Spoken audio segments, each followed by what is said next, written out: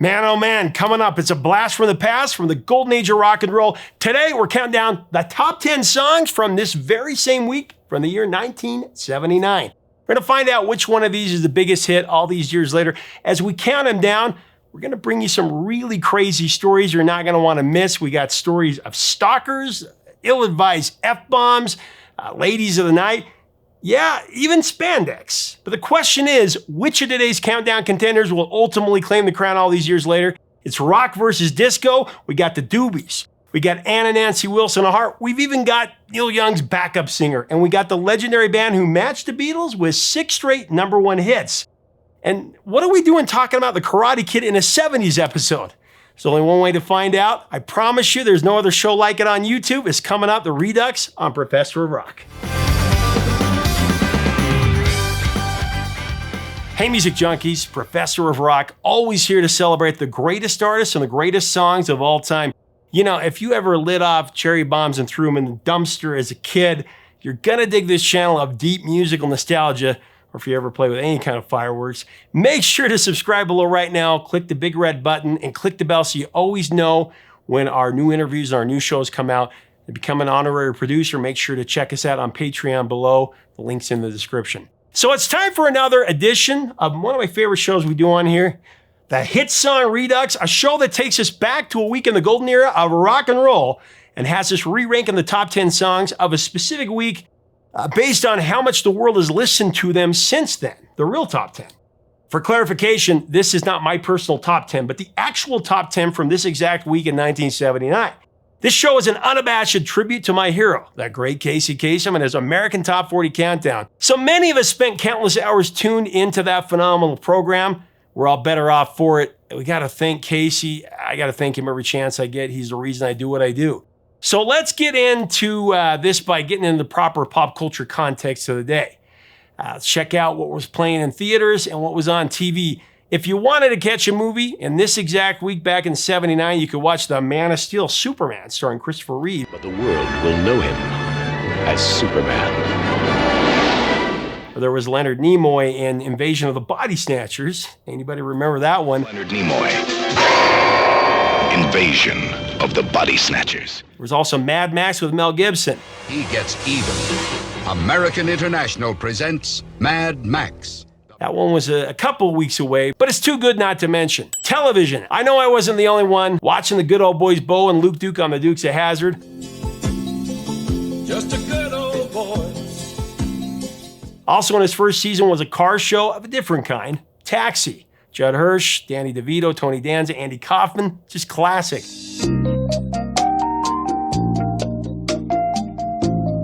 You might also have been watching Dr. Johnny Fever on WKRP in Cincinnati. What a great year for television that was. Cincinnati, WKRP. So as we kick things off, I actually want to start in reverse. It's something we do a little differently than we've done before. Normally, towards the end of each Redux episode, after we've counted down the actual top 10, I throw in a few extra tracks that fell short of high-end success on the Hot 100 that missed the top 10. Today, we're going to start off with them, though. 3 underperforming songs that didn't live up to their chart potential then, but definitely deserved to. Peaking at number 86, it's Queen with Don't Stop Me Now. Stop me now. I'm having such a good time. The second single from their 1978 album Jazz, Don't Stop Me Now, is an indisputable Queen classic. Guitarist Brian May called it a stroke of genius from Freddie Mercury, but he also worried that this No Limits anthem was a sign that Mercury was really endangering himself. I actually have the full in-depth story on this one on another episode. I'll link to it below. But how this supersonic, gravity-defying speed of light track got stuck at number 86, I will never understand. Supersonic man out of you. Stop me now. Next, stalling at number 34, it's Heart's final single of the 70s, Dog and Butterfly. Dog and butterfly up in the air. I was really fortunate to get to sit down with Ann Wilson a few years back and talk about Heart's catalog, and this is what she said about this one. My dog was chasing after butterflies. Never gonna catch these things. Never, ever. But my dog showed this sense of purpose and also playfulness. It didn't take long for me to go all metaphoric with it, you know. I just thought, well, you know, that's kind of how I am with love, and that's how I am with music. There I was with the old man, strangled again, so off I ran. Stopping short at number 32 from the Police's debut album, Outlandos d'Amour, it's Roxanne.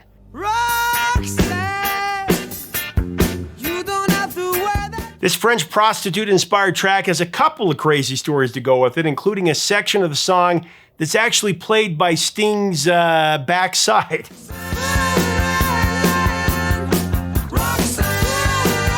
I'll let Stuart Copeland tell you more about that one. Stingo's doing his microphone, waiting for the introduction to go by. And directly behind him is a piano with the lid open. And he, waiting for the drums to start, he sits on the piano and plays a B-flat chord with his butt. And that was such a deep witticism that he couldn't help but laugh.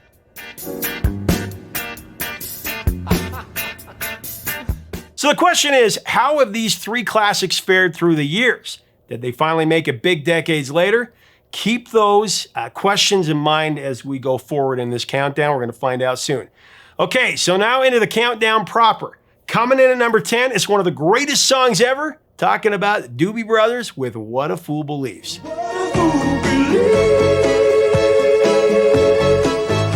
A legendary hit from a legendary band. What a Fool Believes actually began as a collaboration between Kenny Loggins and Michael McDonald. Both were aware of each other, and they actually wanted to write together before they'd even met. They set up a meeting to meet for the first time and write. This is what Kenny and Michael both told me about the track. The door to his house was open, and I heard him playing the piano. I think I know the next section to that thing you were playing. So we walked in and started writing the bridge, like immediately. He goes, I want to work on that first. Let's work on that before anything else. And that happened to be What a Fool Believes. Coming in at number 9 is a track written by Neil Young, but one that found its biggest chart success by one of his backup singers. I'm talking about Lotta Love by Nicolette Larson.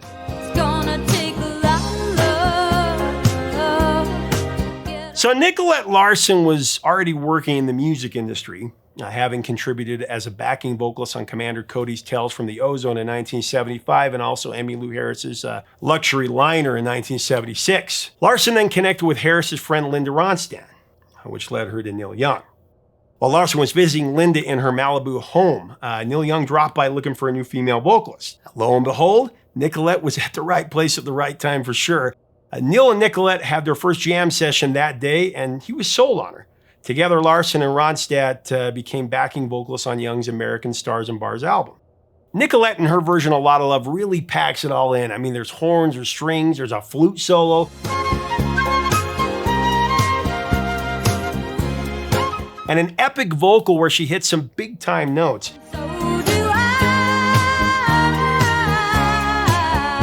According to Larson, she first heard the song after she found a demo tape on the floor of Neil Young's car. She popped it in. She said, I popped it in the tape player and I commented on what a great song it was. And Neil said, you want it? It's yours. Of the song, she said, it was a very positive song and people don't want to hear how bad the world is all the time. It had a nice sound, rhythm, and a nice groove to it. Larson's Lotta Love peaked at number 8 on the Hot 100 and it went all the way to number 1 on the AC chart. Now, although Rolling Stone crowned her a female vocalist of 1978, she struggled to produce another mainstream hit. Her next highest single was Let Me Go Love, which was a duet with Michael McDonald that came out in 1979. That one reached number 35.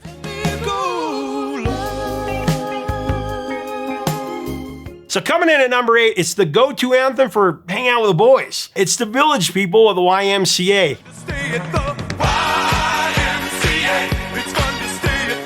Released as the only single from their 1978 album Cruisin'. YMCA, according to the group's lead singer Victor Willis, came from his real life experience. Said Willis, and I quote, I would go to the Y to pick myself up.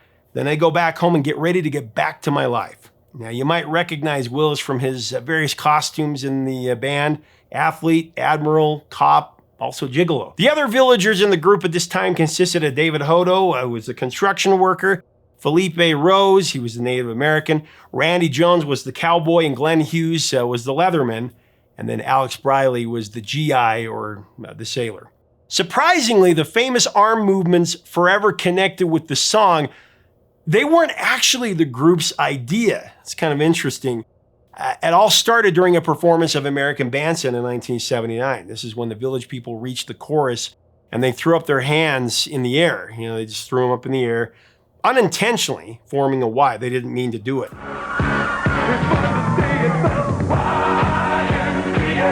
But mimicking the gesture, the crowd proceeded to spell out the rest of the letters.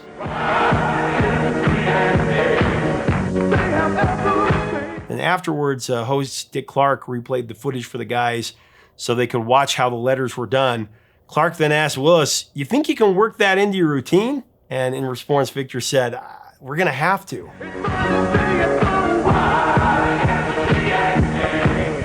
Through the years, the group has sometimes given instructions on how to do it correctly, though, citing that the M and the C are the most common mistakes. They said that the M is correctly made by touching your fingers in front of your chest, and then the C is easily confused because dancers often make the gesture to the right.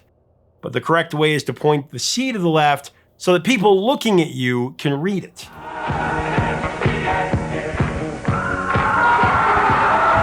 YMCA was a #1 hit almost everywhere around the world, topping the charts in at least 14 different countries. But actually in the US, they didn't go to #1. They came really close. Here in the States, YMCA actually reached #2. Coincidentally, it was held out of the top spot by our next entry, a song by Chic. See if you can guess which one. Before we get to it, though, I want to break down our sponsor, talk about Zenni Eyewear, the glasses I always wear on the show. Speaking of #1 hits, Zenni has been #1 with a bullet in customer service for years, having been awarded by Newsweek magazine for that. They're #1 in price as well. Get a brand new pair of prescription glasses for up to 80% off regular retail prices. Click on our info button right up here to get that and go design your own. All right, so at #7, like I said, we have Chic with their undeniable smash hit. Did you guess it? Le Freak.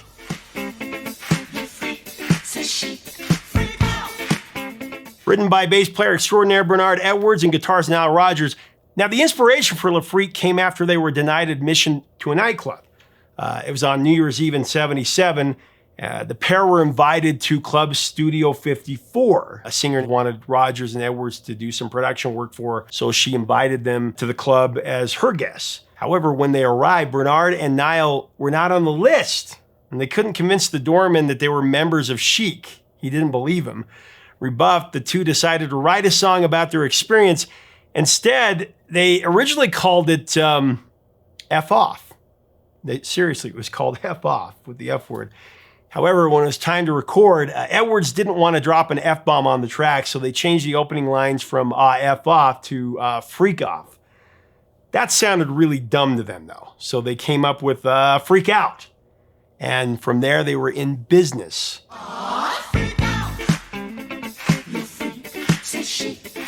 Though there is no mention of the doorman in the song, you can catch a reference to Studio 54 in the lyrics. Just come on down to the 54, find your spot out on the floor. To the 54, find your spot out on the floor.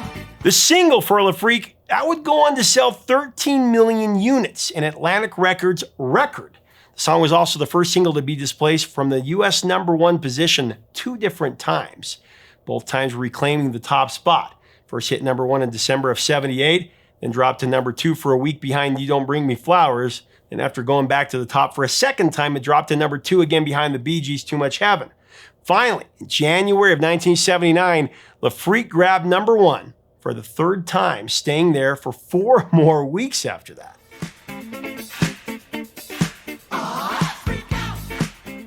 So coming in at the #6 position on the countdown, it's Donna Summer and Brooklyn Dreams with Heaven Knows.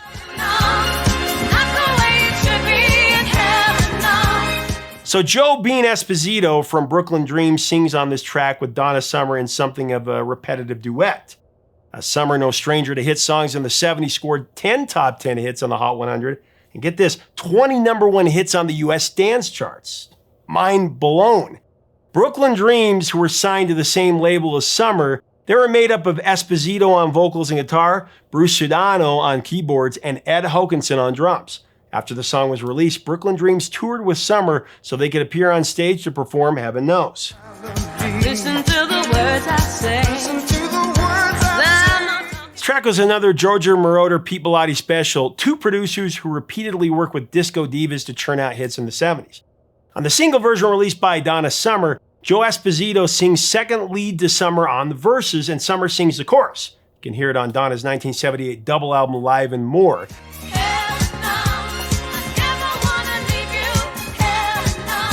But hang on.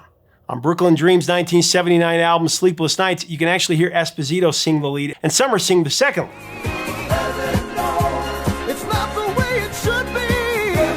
And there's another flip to it. This version is credited as Brooklyn Dreams with Donna Summer. I guess you can do what you want on your own album. But that being said, Heaven Knows, headlined by Donna Summer, of course, would be Brooklyn Dreams' biggest hit by far. In all, they would release 4 albums before parting ways. Going solo, though, Esposito would release 3 albums and contribute to soundtracks throughout the 80s. There was Flashdance, Coming to America, Scarface, and The Karate Kid, giving us a song that every 80s kid knows by heart, of course, You're the Best, featured in the All Valley Tournament montage. If this one didn't get you hyped up to kick some Cobra Kai butt, thinking you may have missed the 80s altogether.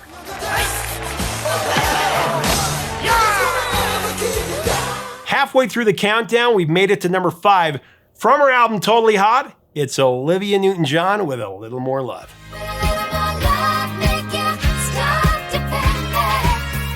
After 3 top 5 hits from the Grease soundtrack, Olivia proved that her late 70s hit-making run was more than just a summer fling. Her first post-Grease single, A Little More Love, written and produced by John Farrar, that became a worldwide hit, reaching number 3 on the Hot 100. But it was still sort of inspired by Grease, actually, said Olivia about it. Totally Hot had a sexy cover showing me in all leather leaning on a wall. It was an homage to Sandy's transformation in Grease, a transformation that we all liked a lot. The LP's other single, Deeper Than the Night, that also did well. It climbed to number 11.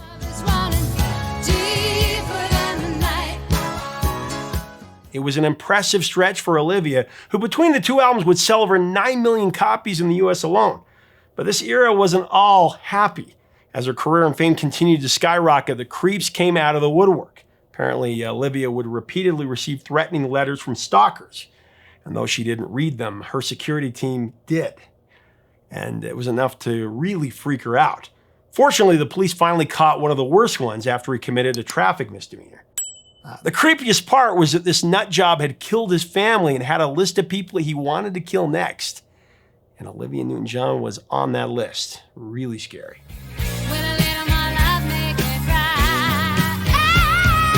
So next up, number 4, it's the Bee Gees with Tragedy.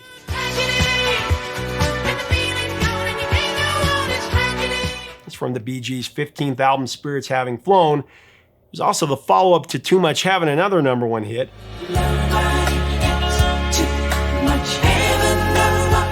Tragedy would become the group's 5th straight number 1 hit, 5 out of 6 in a row, actually, which would tie them with the Beatles, who had 6 in a row in 64 and 65. The Gibb brothers, they wrote both Tragedy and Too Much Heaven in a single afternoon. They were off from making their Sgt. Pepper's Lonely Hearts Club Band movie. And then later that evening, they wrote another number 1 smash for their brother Andy Gibb, Shadow Dancing.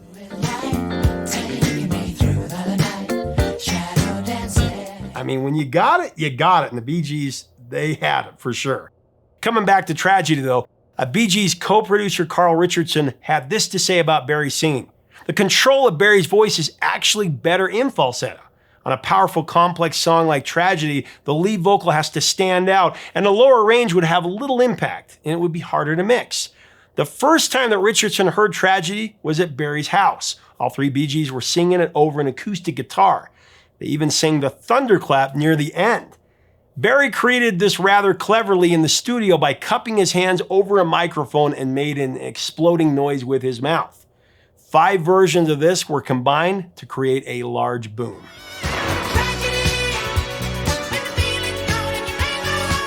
All right, coming in at number 3, we have a true classic of the disco era. Even the haters can't deny this one. They can all agree. We can all agree. It's I Will Survive by the great Gloria Gaynor.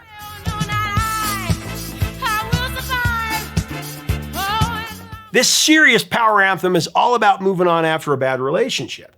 Well, that's not how it started out. Written by the former Motown producers Freddie Perrin and Dino Fakaris, Dino was all about getting fired by Motown. He recounted what happened. He said, "They let me go after almost 7 years, and I was an unemployed songwriter contemplating my fate. So I turned the TV on, and there it was, a song I'd written for a movie theme titled Generation. It was playing right then. I took that as an omen that things were going to work out for me just fine. I remember jumping up and down on the bed saying, I'm going to make it. I'm going to be a songwriter. I will survive." And with this song, he definitely did. However, when the pair wrote I Will Survive, they had nobody to sing it. So they made an agreement. The next diva they connected with would get the song.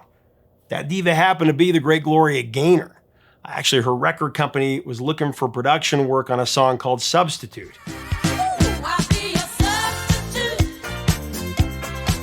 Perrin and Fakaris, they took that gig, and then Gaynor agreed to record I Will Survive. But it was going to be the B-side. Freddie Perrin had Gloria do multiple takes of her vocal, and then he double-tracked them to give that a really big sound.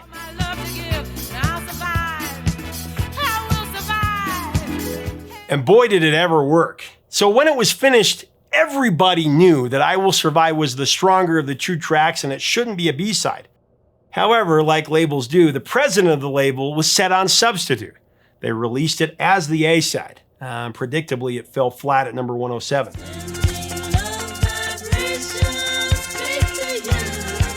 But then club DJs started flipping the disc over and they played the B-side. And soon I Will Survive hit the US airwaves and ultimately peaked at number 1 in March of '79.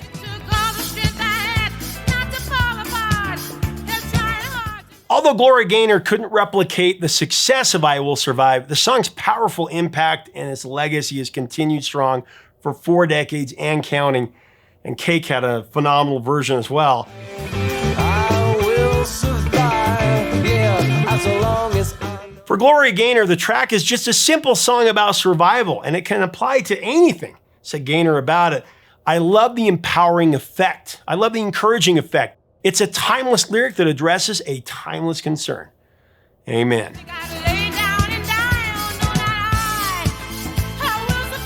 So here we are at the number 2 spot. And at the runner-up position, it's a cover written by the boss. It's the Pointer Sisters.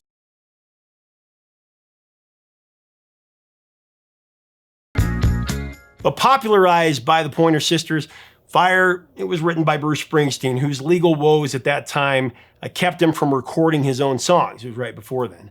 First, he actually wrote this one for his idol Elvis Presley. He sent the King a demo in '77, but Presley died shortly after.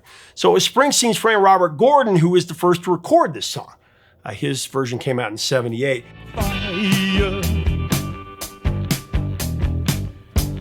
However, it wasn't until the Pointer Sisters got their hands on it that it became a smash hit. The sisters, comprised of June, Bonnie, and Anita Pointer, would see their fair share of top 10 hits in the 80s. They had 6 in all. Huge. I'm so excited, and I just can't hide it. Jump for my love, jump in. But despite releasing 6 albums and nearly 20 singles in the 70s, Fire was their only top 10 hit of the decade.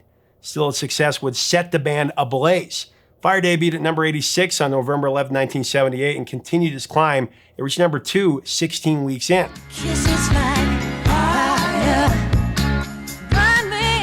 It was also a crossover hit, reaching number 14 on the R&B charts and number 21 on the AC charts. 7 years later, in '86, the boss finally got around to releasing his own version of the track as part of his box set Live 75 to 85.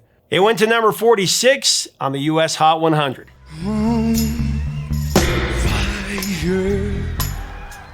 All right, we're here. We finally made it to the number 1 song. Drum roll, please. It's by a rocker who, much like other rock acts of the day, tried his hand at disco. Talking about Rod Stewart with Do You Think I'm Sexy?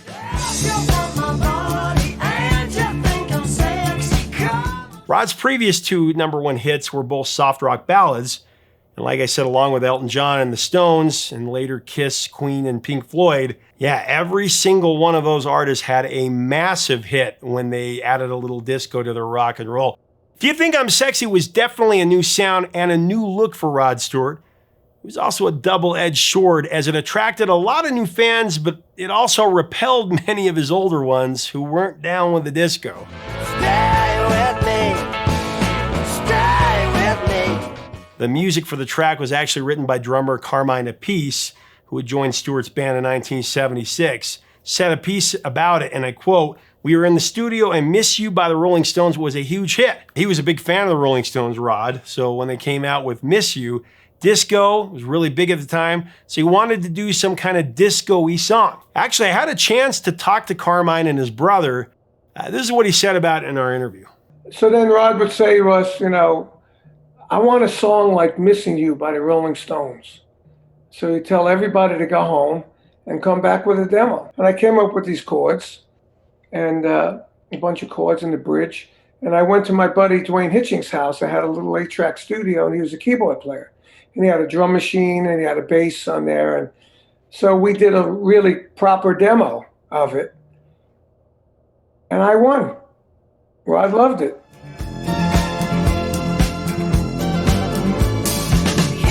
So Rod was the one who came up with the chorus. They played it with the band a lot of different ways until they finally figured out the right arrangement with producer Tom Dowd. Of course, Tom Dowd, huge producer who did Layla, amongst other things, said Rod Stewart about the song, and I quote, "If I ever wrote a song which put a fly in the ointment or a spanner in the works, it's this one. It was frightening. It stirred up so much love and hate at the same time. Most of the public, they loved it. All the critics, they hated it."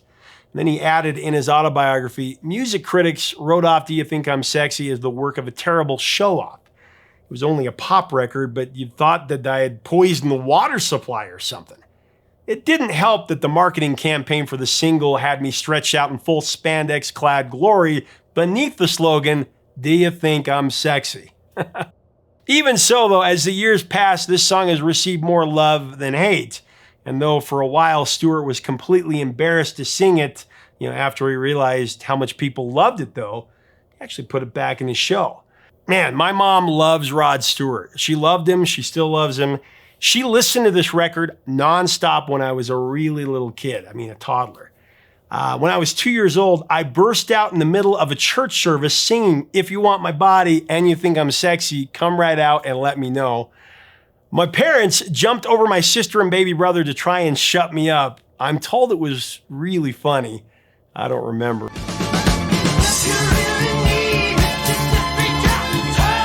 There you have it, the top 10 songs from this very same week in 1979. Now, let's put them through our recalculation system and crown the all-time streams champion, including our 3 would-be contenders from the beginning.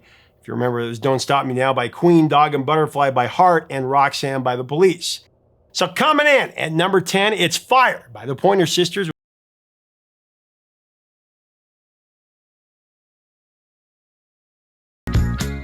Coming in at number 9, we got Nicolette Larson and Lotta Love with 60 million streams.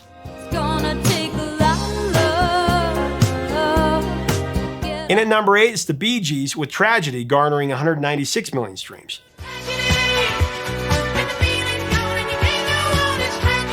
Coming in at number 7, it's Le Freak by Chic with 240 million streams.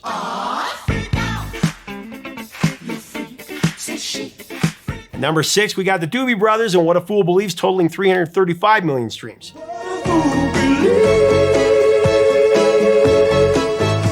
Halfway through at number 5, it's the former number 1, Do You Think I'm Sexy by Rod Stewart, checking in with 660 million streams.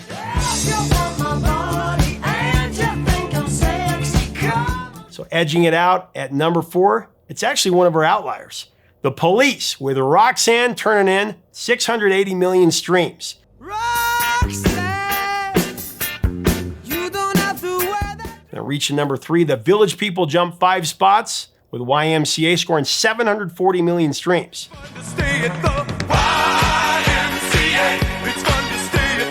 We're getting close. Coming in at number 2, it's I Will Survive by Gloria Gaynor with an awfully impressive 1.3 billion streams.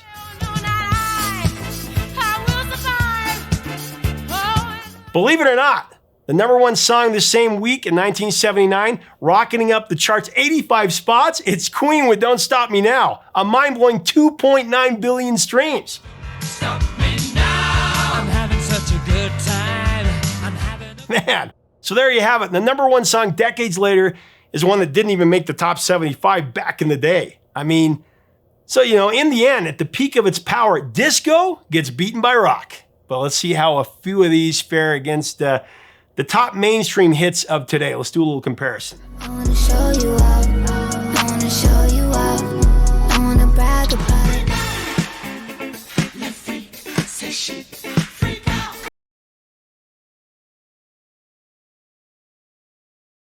If you wanna have a good time, just give me a call. Go, go, go, go. Hey, so good, she on the road. She ride a dick like a carnival. Who's got the power? No comment. Well, that's your top 10. What are your memories of these songs? What are your thoughts on the disco songs versus the rock songs? Let us know in the comments. What do you think about when the rockers added a little disco to their repertoire? Let's have a great discussion below. What's your top 5? What's your top 10? If you like our content, we invite you to subscribe. We would love to have you as part of our community. What other years or weeks should we cover on the Hit Song Redux? Let us know. Until next time, 3 chords and the truth, my friends.